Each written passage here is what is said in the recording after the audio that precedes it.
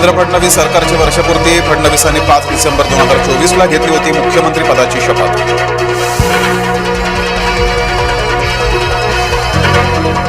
राज्यातील 65% जनता फडणवीस सरकारच्या पाठीशी. गृह रिसर्च आणि लोकमतच्या राज्यव्यापी सर्वेक्षणात टक्केवारी समोर.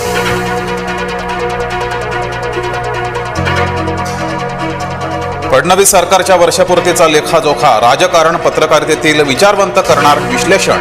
आज रात्री 8 वाजता जय महाराष्ट्रावर महाचर्चा. रशियन नागरिकांना 30 दिवसांचा पर्यटक व्हिसा मिळणार. दहशतवादी हल्ले रोखण्यात रशियाची भारताला मदत. पंतप्रधान नरेंद्र मोदी यांचं वक्तव्य. मुख्यमंत्र्यांच्या वर्षा निवासस्थानी अनाथ मुलांसोबत संवाद. अनाथ मुलांसोबत बोलताना मुख्यमंत्री झाले भावूक.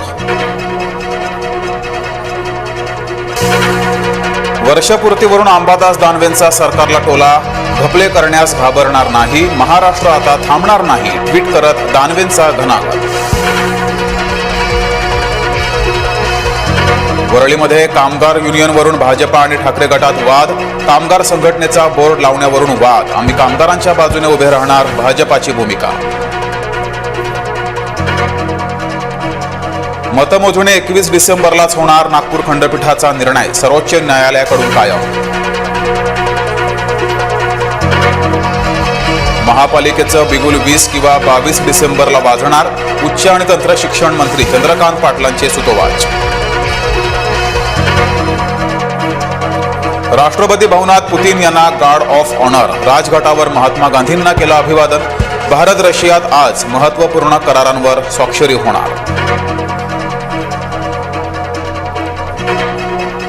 कर्जदारांना आरबीआयचा मोठा दिलासा. व्याजदरात 0.25% कपातीचा निर्णय.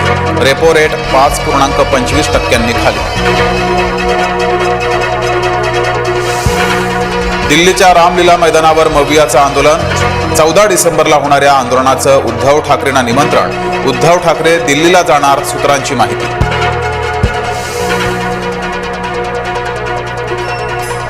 राज ठाकरेंचा 2 दिवस दिल्लीत मुक्काम. मिताली ठाकरेंच्या भावाच्या लग्नाचं कारण. काही राजकीय भेटीगाठीही होण्याचा अंदाज. भारताला धोका बाहेरून नाही तर आतून. जिहादी महिलांवरून संग्राम जगताप आक्रमक. अमेडिया कंपनीकडून मुद्रांक शुल्काची नोटीस अमान्य. पार्थ पवार अमेडिया कंपनीत भागीदार. कंपनीवर मुद्रांक शुल्क बुडवल्याप्रकरणी गुन्हा दाखल.